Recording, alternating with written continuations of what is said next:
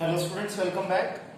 आज की क्लास में हम क्लास 12th का चैप्टर 8 करेंगे जिसका नाम है dissolution of a partnership firm. Board को देख के थोड़ा डरना मत, सिर्फ और सिर्फ कॉन्सेप्ट लिखा है और मेरा एक मोटिव यही था कि सारा कॉन्सेप्ट एक ही बार पे बोर्ड पे लिख दूं, इसलिए थोड़ा मैसी भी हो रहा है, लेकिन कॉन्सेप्ट काफी हद तक आपको ये टॉपिक, ये चीज समझने के बाद क्लियर हो जाएगा।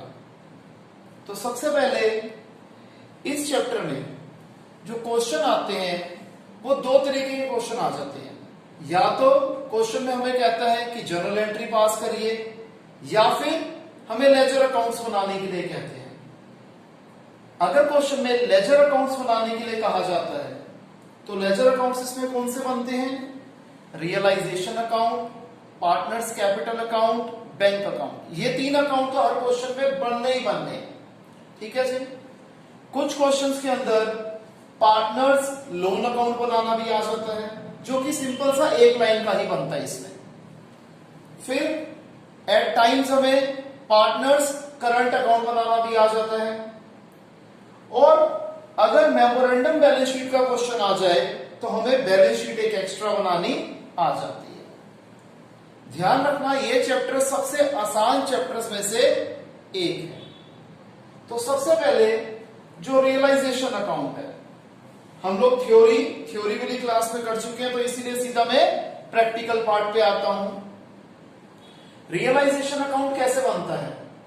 हम सबसे पहले डेबिट साइड पे क्या चीजें कॉपी करते हैं? Sundry assets. ये वो बैलेंसेस हैं बैलेंस शीट से, B/S मींस बैलेंस शीट। ये बैलेंसेस हमने उतारे हैं सारे सन्ड्री एसेट्स के बैलेंस शीट में से, except cash and bank balances and distributable item. साथ के साथ आपको बताता चला जाता हूं, डिस्ट्रीब्यूटेबल आइटम क्या होती है? डिस्ट्रीब्यूटेबल आइटम्स वही होती हैं जिसे हम कहते थे accumulated profits and undistributed reserves. एक ही बात होती है, क्लियर है? फिर जैसे हमने बैलेंस शीट में से एसेट्स यहां कॉपी किए, तो हम लायबिलिटीज को क्रेडिट साइड पे कॉपी करेंगे।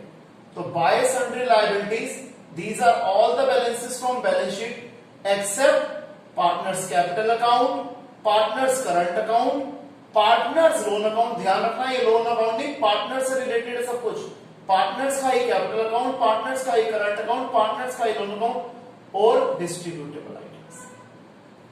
अब यहां पर और क्या आ जाएगा क्रेडिट साइड पे? Provision for doubtful debts, investment fluctuation reserves, ठीक है जी। अच्छा, यहां पर सन्ड्री एसेट्स के साथ साथ यहां पर गुडविल भी आएगा। अब आपको ये दो बातें समझ कॉपी करके पता लग गई कि इस चैप्टर के अंदर ना ही गुडविल और ना ही इन्वेस्टमेंट फ्लक्चुएशन फंड या फिर रिजर्व, ये दोनों डिस्ट्रीब्यूटेबल आइटम्स की लिस्ट में नहीं आती। मैंने यहां लिख भी दिया कि गुडविल और इन्वेस्टमेंट फ्लक्चुएशन फंड्स ये इस चैप्टर के अंदर डिस्ट्रीब्यूटेबल आइटम्स की लिस्ट में नहीं है। डिस्ट्रीब्यूटेबल आइटम्स की लिस्ट यानी कि एक्यूमुलेटेड प्रॉफिट, रिजर्व्स, लॉसेस की जो लिस्ट है इसमें थोड़ी सी छोटी हो जाती है as compare to admission and retirement of a partner. List भी देख लेते हैं। बैलेंस शीट की लायबिलिटी साइड पे जो डिस्ट्रीब्यूटेबल आइटम है वो क्या होगी? General reserve, P&L account and WCR, that is workman compensation reserve. और एसेट साइड पे P&L अकाउंट और एडवर्टीजमेंट एक्सपेंडिचर, जिसे हम एडवर्टीजमेंट सस्पेंस भी कहते हैं। आगे आ जाते हैं जी। हमने जैसे एसेट्स यहां पर कॉपी करे तो एसेट्स रियलाइज इसकी ऑपोजिट साइड पे होंगे। अगर हमने ओपन मार्केट में बेचे तो बाय कैश या फिर बैंक अकाउंट एसेट रियलाइज। अगर यही एसेट किसी पार्टनर ने टेक ओवर कर ली है, पार्टनर ने रख ली है, तो हम लिख देंगे bye partners capital account asset taken over by partner. इसी तरीके से हमने लायबिलिटीज यहां कॉपी करी थी, तो लायबिलिटीज रियलाइज यहां करेंगे। टू कैश या bank account liabilities paid, to partners capital account liability paid by partner या फिर लायबिलिटी किसी पार्टनर ने टेक ओवर कर ली। अब टू कैश या बैंक अकाउंट रियलाइजेशन एक्सपेंसेस, अगर फर्म पे कर रही है। अगर कोई पार्टनर जो है वो बॉन्ड कर रहा है तो आ जाएगा two partners capital account realisation expenses. Debit side की balancing figure profit on realisation होगी और क्रेडिट साइड की balancing figure loss on realisation होगी, जो कि ट्रांसफर की जाएगी पार्टनर्स कैपिटल अकाउंट में। अब यहां पर एक चीज ध्यान रखना कि अगर कोई एसेट यहां पर हमने बेचा, रियलाइज करा, या फिर इसके अंदर एसेट के साथ साथ अनरिकॉर्डेड एसेट भी आ जाएगा, बेशक वो हमने ओपन मार्केट में बेचा हो या फिर कोई पार्टनर भी उसे टेक ओवर कर रहा हो, वो भी यहीं पर आ जाएगा। इसी तरीके से जो हमने लायबिलिटीज पे करी है, इसके अंदर अनरिकॉर्डेड लायबिलिटी भी आ जाएंगी। सेम इसी तरीके से पार्टनर्स कैपिटल अकाउंट, यहां पर कोई पार्टनर अनरिकॉर्डेड लायबिलिटी दे रहा है, ठीक है जी, तो वो भी इसके साथ ही आ जाएगी। जैसे मैंने आपको बताया था कि पार्टनर्स लोन अकाउंट सिर्फ एक लाइन का बनता है, हम इसका बैलेंस क्रेडिट साइड पे लिखेंगे और सीधा इसकी पेमेंट कर देंगे। इसके अलावा इस चैप्टर के अंदर पार्टनर्स लोन अकाउंट के अंदर कोई भी एक्स्ट्रा आइटम नहीं है। आगे स्पाउस का जो लोन होता है, इसे हम एक नॉर्मल लायबिलिटी की तरह ट्रीट करेंगे। जैसे पार्टनर का लोन का तो अकाउंट बनता है, लेकिन स्पाउस का जो लोन होगा उसे हम नॉर्मल लायबिलिटी ट्रीट करेंगे, यानी कि हम यहीं पर लिखेंगे। स्पाउस क्या होता है?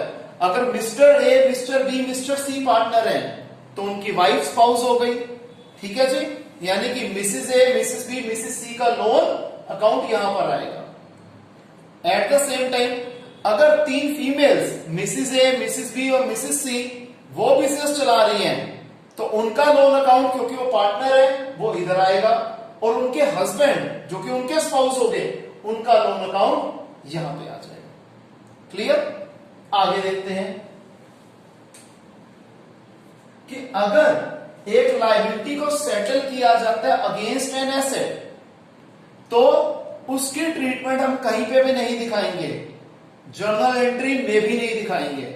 जैसे हमारे क्रेडिटर्स थे 1 लाख रुपए के, उन्होंने हमारी 1 लाख रुपए की मशीनरी ले ली, तो एक एसेट को राइट ऑफ कर दिया गया एक लायबिलिटी के अगेंस्ट, तो ना ही हम एसेट की रियलाइजेशन को शो करेंगे अपनी बुक्स ऑफ अकाउंट्स में, ना ही हम क्रेडिटर्स की पेमेंट को शो करेंगे अपनी बुक्स ऑफ अकाउंट्स में।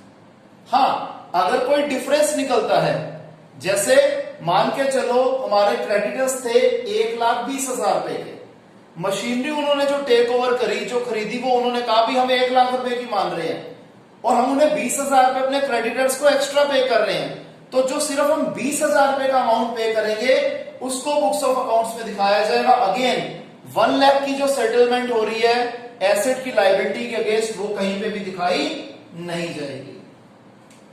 फिर ये आपको पहले बता दिया कि एसेट रियलाइज्ड और लायबिलिटीज पे के अंदर अनरिकॉर्डेड आइटम्स भी आ जाती हैं। हाँ, बड़ी जरूरी चीज कि जो टेंजिबल एसेट्स हैं और लायबिलिटीज हैं, ये हमेशा फुल अमाउंट में रियलाइज किए जाएंगे अगर इनकी रियलाइजेबल वैल्यू गिवन नहीं है तो। जैसे क्रेडिटर्स है 50,000 के, क्वेश्चन के अंदर हमें कहीं पे भी क्रेडिटर की रियलाइजेबल वैल्यू नहीं दी हुई, तो हम क्या मानेंगे कि वो 100% पे रियलाइज हुए, फुल अमाउंट पे रियलाइज हुए। इसी तरीके से अगर बिल्डिंग है 5 लाख रुपए की, हमें ये नहीं बताया गया कि बिल्डिंग कितने की बिकी, तो क्या माना जाएगा? बिल्डिंग पूरी की पूरी 5 लाख रुपए की बिकी। लेकिन अगर यही चीज इंटेंजिबल एसेट के ऊपर एप्लीकेबल नहीं होती, इंटेंजिबल एसेट की वैल्यू 0 होती है अगर उसकी वैल्यू रियलाइजेबल वैल्यू गिवन ना हो तो। फॉर एग्जाम्पल गुडविल है, गुडविल है 50,000 रुपए की, अगर क्वेश्चन के अंदर हमें गुडविल की रियलाइजेबल वैल्यू नहीं गिवन तो हम मानेंगे कि वो 0 की बिकी। हाँ, और अगर क्वेश्चन के अंदर उसकी रियलाइजेबल वैल्यू दी गई है तो हम उतने पे ही उसे लिख लेंगे। ठीक है जी, इस चैप्टर के अंदर रिपीट कर रहा हूं, गुडविल और इन्वेस्टमेंट फ्लक्चुएशन फंड को हम डिस्ट्रीब्यूटेबल आइटम की लिस्ट से बाहर रखते हैं। फिर जैसे हमने बनाया था रियलाइजेशन अकाउंट, इसकी क्रॉस एंट्रीज हो जाती हैं कहां पर? पार्टनर्स कैपिटल अकाउंट में। इसी तरीके से बैंक अकाउंट में भी बनता है, वो स्पेस नहीं थी, ऑलरेडी बड़ा मैसी हो गया, तो बैंक अकाउंट में भी उसकी क्रॉस एंट्रीज होती हैं। फॉर एग्जांपल हम यहां से शुरू करते हैं, ये कैश या बैंक अकाउंट है, तो बैंक अकाउंट की क्रेडिट साइड पे ये वाली फिगर लिखी जाएगी। अगेन कैश या बैंक अकाउंट की क्रेडिट साइड पे ये वाली फिगर भी लिखी जाएगी। अब ये लायबिलिटी किसी पार्टनर ने टेक ओवर करी थी, तो पार्टनर्स कैपिटल अकाउंट की क्रेडिट साइड पे आ गया, ये देखिए लायबिलिटीज पे। अगेन रियलाइजेशन एक्सपेंसेस है, ये भी क्रेडिट साइड पे आ गया। प्रॉफिट ऑन रियलाइजेशन है, ये भी आ गया। इसके अलावा पार्टनर्स कैपिटल अकाउंट की क्रेडिट साइड पे क्या आता है, हमें पता है बैलेंस ब्रॉट डाउन और डिस्ट्रीब्यूटेबल आइटम्स वो आएगी। और इन केस बहुत कम चांस होते हैं कि अगर किसी पार्टनर का नेगेटिव बैलेंस हो रहा है तो वो भी पैसा लेके आएगा किस चीज के लिए, ताकि डिसोल्यूशन का प्रोसेस कंप्लीट हो जाए। अब इधर आ जाते हैं जी, यहां से क्रॉस एंट्रीज क्या होंगी, अगर हम पहले बैंक का देखेंगे तो ये एंट्री क्रॉस होगी, बैंक अकाउंट की डेबिट साइड पे आ जाएगी, ठीक है जी। और पार्टनर्स कैपिटल अकाउंट में ये दो आइटम्स आ जाएंगी, कौन सी, एसेट टेकन ओवर और लॉस, एसेट टेकन ओवर और लॉस। और पार्टनर्स कैपिटल अकाउंट में डेबिट साइड पे क्या आएगा, डिस्ट्रीब्यूटेबल आइटम्स। और bank account that is final treatment, sorry final settlement. इस चैप्टर में एक बात ध्यान रखना, बैलेंस शीट नहीं बनती, बैंक या फिर कैश अकाउंट बनता है। अगर किसी क्वेश्चन में हमें दोनों बैलेंसेस दिए हुए हैं तो हम उसको कैश एंड बैंक बैलेंस करके उसका कंबाइंड अकाउंट भी बना देते हैं। सबसे जरूरी बात, इस चैप्टर के अंदर कैश और बैंक अकाउंट जो हम बनाएंगे उसका हमेशा बैलेंस टैली करेगा, यानी कि डेबिट का टोटल और क्रेडिट साइड का टोटल हमेशा सेम आएगा, जो कि प्रूफ कर देगा कि हमारा क्वेश्चन एकदम सही हुआ है। तो बोर्ड पे जो लिखा है थोड़ा सा मैसी है, इसे आराम से कॉपी कीजिए पहले आप, फिर हम कॉन्सेप्ट की प्रैक्टिस पे आते हैं।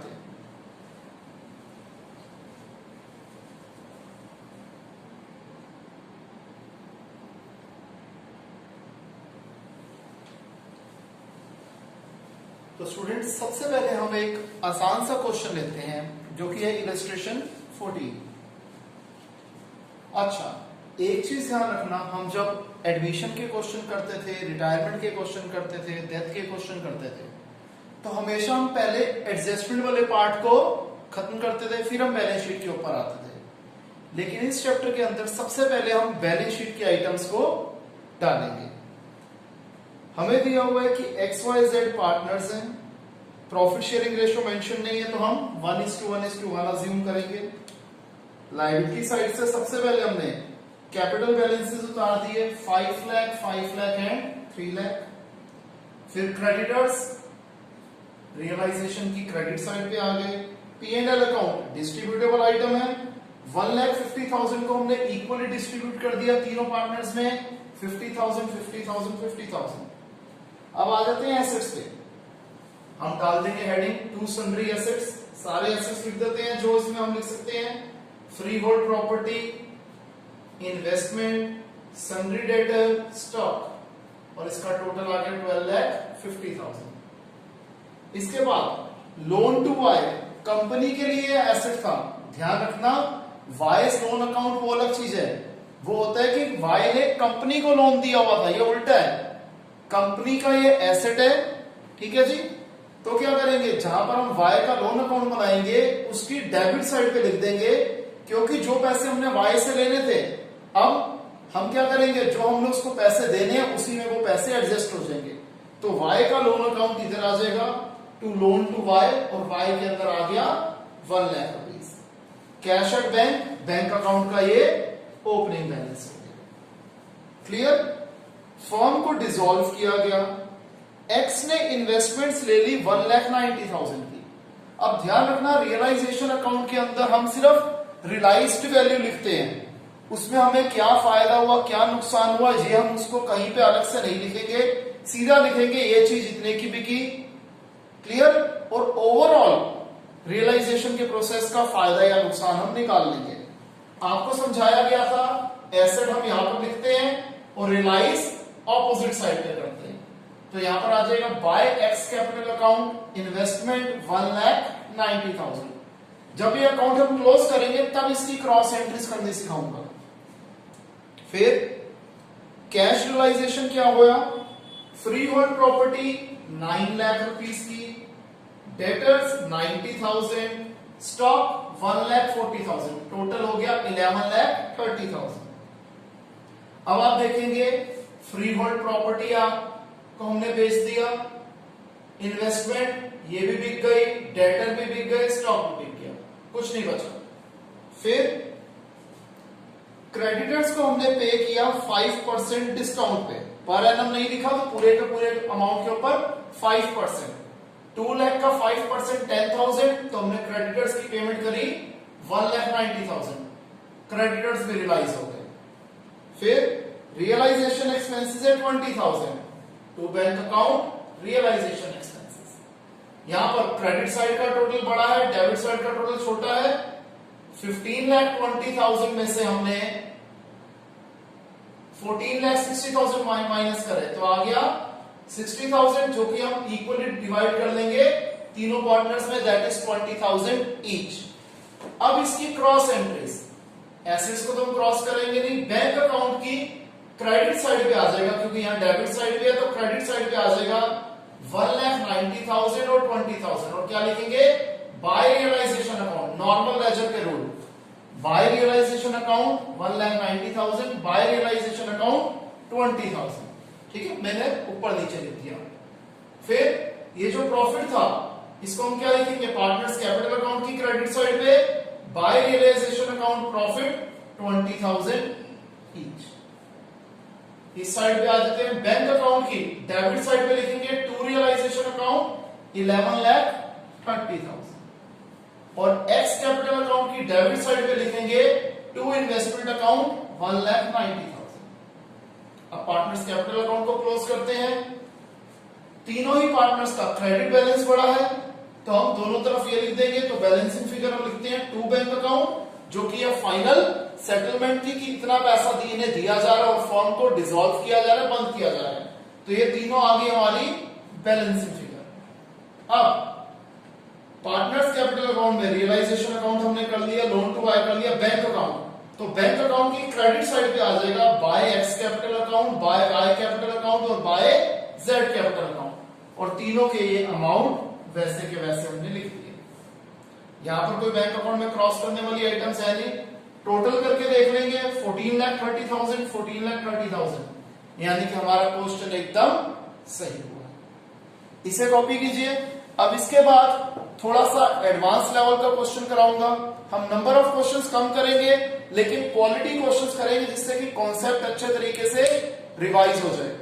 एक चीज आपको हमेशा बताई जाती है कि मैं कुछ क्वेश्चंस की प्रैक्टिस करा रहा हूं, आप लोगों ने रिमेनिंग इलस्ट्रेशंस, सारे के सारे अनसॉल्व क्वेश्चन सारे प्रैक्टिस करने हैं, और कोई भी डाउट होगा तो हम उसे लाइव क्लास में जरूर कवर करेंगे। पहले इसे कॉपी कीजिए।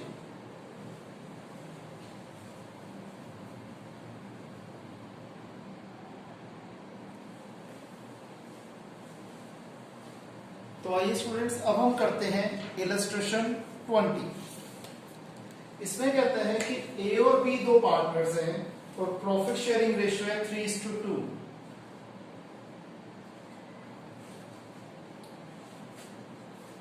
हमें बैलेंस शीट गिवन है और कहते हैं फर्म को डिसॉल्व किया गया इस डेट पे, यानी कि 31 मार्च 2020 पे। सबसे पहले हमें पता है हमने क्या करना होता है, बैलेंस शीट की आइटम्स को कवर करना होता है, तो सबसे पहले हम लायबिलिटी साइड पे आते हैं। Trade creditors, bill payable, trade creditors और बिल पेएबल को हमने कॉपी कर दिया। आगे लोन बाय बी, अब ये लायबिलिटी साइड पे है तो हम 20 लोन अकाउंट बनाएंगे। ठीक है जी, इसका बैलेंस ब्रॉट डाउन आ गया 15,000। ठीक है जी, और आपको बोला था एक लाइन का ही बनता है, और ये अकाउंट क्लोज भी हो जाएगा टू बैंक अकाउंट। ये अकाउंट मैंने क्लोज कर दिया, तो बैंक अकाउंट की क्रेडिट साइड पे मैं पहले ही लिख देता हूं बाय 20 लोन अकाउंट 15,000। ध्यान रखना, जब भी ऐसे क्वेश्चंस हम करेंगे, जितने भी अकाउंट्स बनने होंगे सारे ही पहले एक ही बार बना देंगे, और फिर जैसे जैसे ट्रीटमेंट होगी उसकी उस अकाउंट में करते चले जाएंगे। आगे रिजर्व और P and L account distributable item है, दोनों को डिस्ट्रीब्यूट कर दिया जाएगा 3:2 में। पार्टनर्स कैपिटल अकाउंट में हमने रिजर्व को भी बांट दिया, पी एंड एल अकाउंट को भी बांट दिया। फिर कैपिटल अकाउंट के बैलेंसेस ये भी हमने लिख दिए। आगे बैंक अकाउंट हम बना रहे हैं जिसका बैलेंस है 30,000। कैश अकाउंट को भी इसी के अंदर डाल देता हूं तो लिख देंगे टू कैश अकाउंट। आगे स्टॉक 80,000।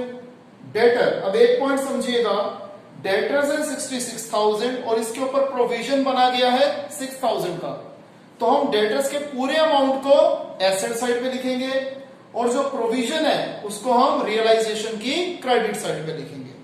तो जैसे हमने ये प्रोविजन फॉर बैड डेट्स को क्रेडिट साइड पे लिख दिया और एसेट्स में हमने स्टॉक को लिख दिया 80,000, डेटर को लिख दिया 66,000।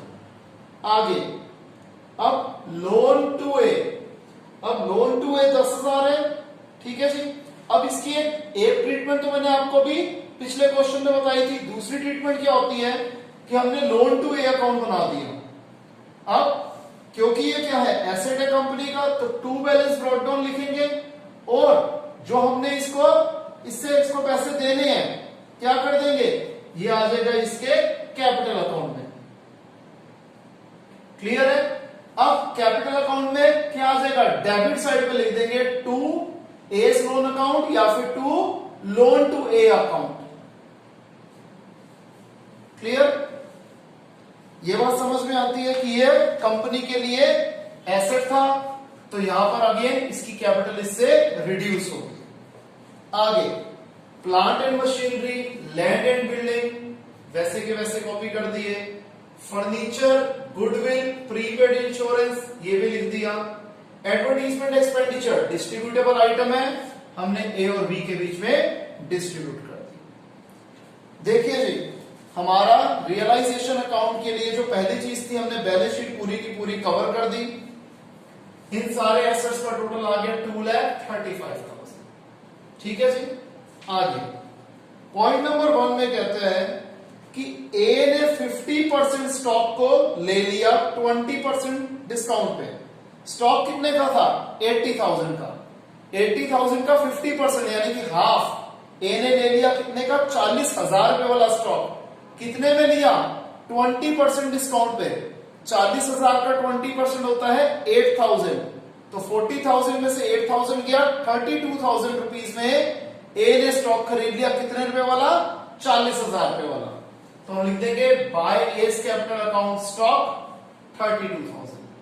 ध्यान रखना स्टॉक था 80,000 का, 40,000 वाला 32,000 रुपीज में ए ने ले लिया। अभी भी कंपनी के पास 40,000 का स्टॉक बचा हुआ है। ये सिर्फ आपको समझाने के लिए लिख रहा हूं, इसे आपने कॉपी नहीं करना।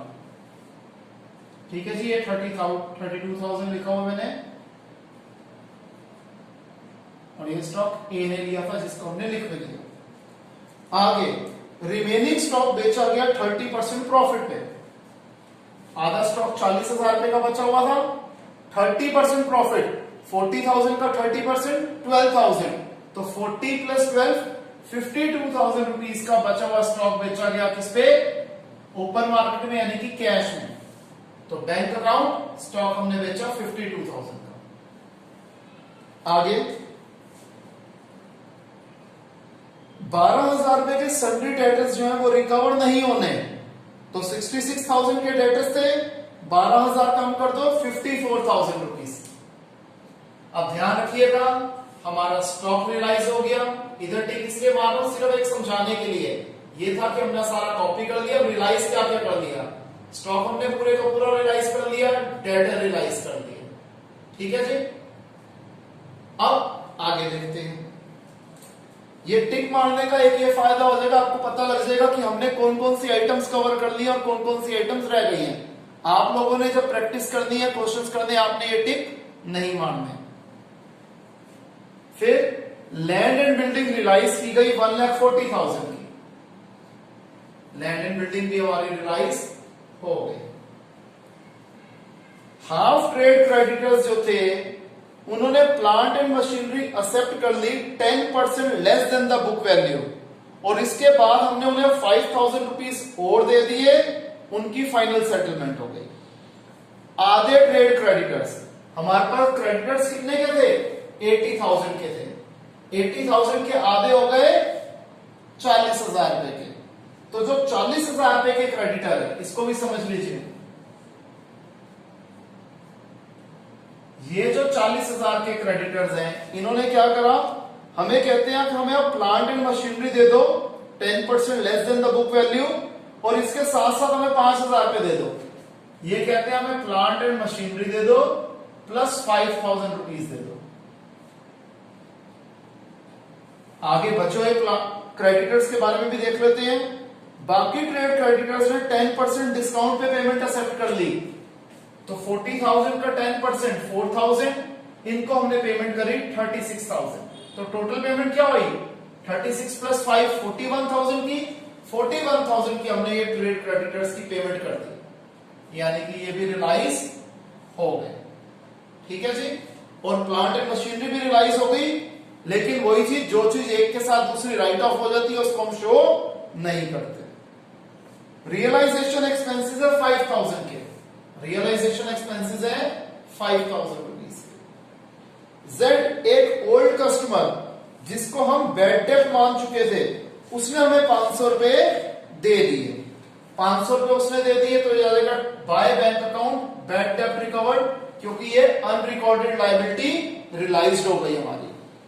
आगे एक कंटीजेंट लायबिलिटी 1,000 रुपीज की हमें डिस्चार्ज करनी है, पे करनी है, बिल्कुल कर देते हैं।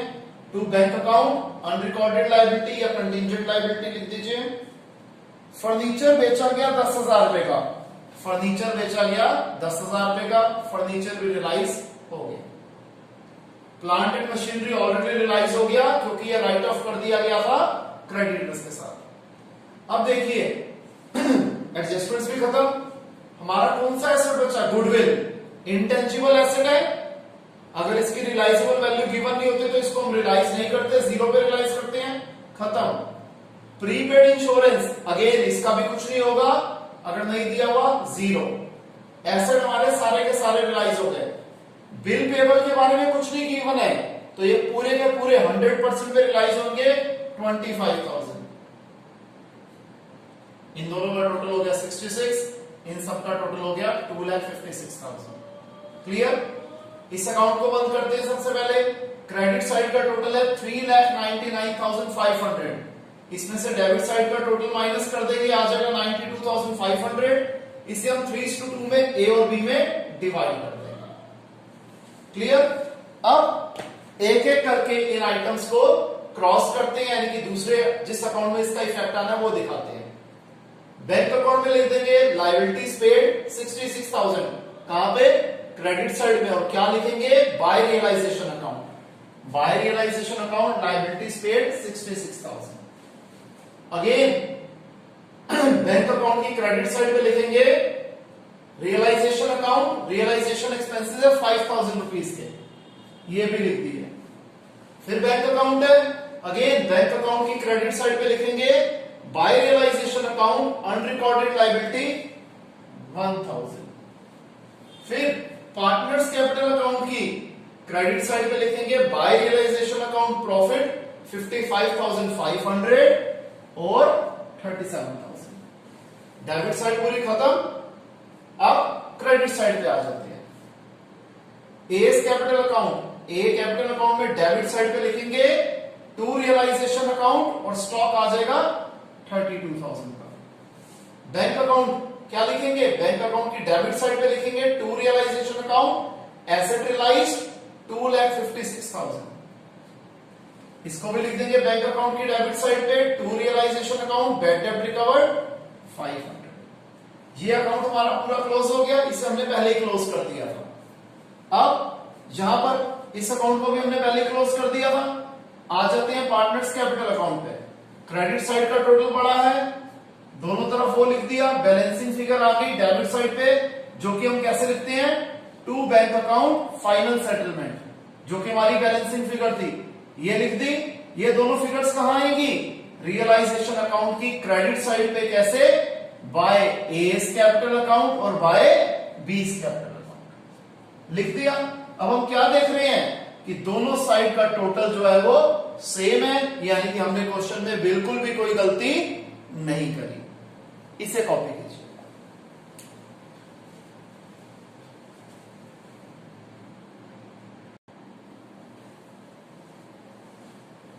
तो आइए स्टूडेंट्स, अब हम करते हैं इलस्ट्रेशन 22। इस पर्टिकुलर क्वेश्चन करवाने के दो रीजन हैं। एक तो ये कि इसके अंदर हमें पार्टनर्स करंट अकाउंट भी बनाना है, ठीक है, अभी तक हमने ऐसा क्वेश्चन नहीं किया था, तो एक इसमें ये नई चीज है। दूसरी नई चीज ये है कि ये ऐसा केस है जहां पर एक पार्टनर को पैसा बिजनेस में लेके आना पड़ रहा है, तभी फाइनल डिसोल्यूशन का प्रोसेस कंप्लीट होगा। तो आइए स्टार्ट करते हैं। एबीसी तीन पार्टनर्स हैं, प्रॉफिट शेयरिंग रेशियो है 5:3:2। इनकी बैलेंस शीट हमें 31 मार्च 2020 पे दे रखी है और ये डिसाइड किया गया कि इसी दिन ये फर्म को डिसॉल्व करेंगे। तो सबसे पहले लायबिलिटी साइड के आइटम्स लिख लेते हैं। एबीसी तीनों की कैपिटल हमने लिख दी 2 लाख, 1,50,000, 1,50,000। ए और बी के करंट अकाउंट का भी डेबिट बैलेंस है, सॉरी लायबिलिटी साइड पे लिखी हुई है तो क्रेडिट बैलेंस है, हमने लिख दिया बाय बैलेंस नॉट का। फिर P and L account distributable item है, हमने यहां पर इसे डिस्ट्रीब्यूट कर दिया 5:3:2 की रेशियो में। ट्रेड क्रेडिटर्स हमने रियलाइजेशन अकाउंट की क्रेडिट साइड पे लिख दिया। बैंक अकाउंट है तो हमने लिख दिया टू बैलेंस ब्रॉट डाउन। फिर debtor, stock, furniture, patents, machinery, building, ये सारे सन्ड्री एसेट्स की कैटेगरी में आ जाएंगे। इसके बैलेंसेस हम यहां पर लिख देंगे और टोटल भी हमने लिख दिया। 6 के 6 हमने बैलेंसेस वैसे के वैसे कॉपी कर दिए। फिर सी का करंट अकाउंट है, ये क्रेडिट साइड हमें बैलेंस शीट की एसेट साइड पे दिया हुआ, यानी कि डेबिट बैलेंस है, तो हमने लिख दिया to balance brought down. Balance sheet की आइटम्स कवर हो गई। अब आ जाते हैं एडजस्टमेंट्स पे। रियलाइजेशन एक्सपेंसेस बॉर्न करेगा ए, जिसके लिए इसे 10,000 रुपए मिलेंगे, जबकि जो एक्चुअल रियलाइजेशन एक्सपेंसेस हो रहे हैं जो कि फर्म के अकाउंट से पे किए जा रहे हैं वो है 10,000 रुपए, सॉरी 12,000 रुपए। इसे आराम से समझिए। सबसे पहले डिसोल्यूशन के जो एक्सपेंसेस ए बॉर्न कर रहा है वो आ जाएगा to S capital account expenses 10,000। ये बात समझ में आती है। अब हम इस चीज के लिए ए को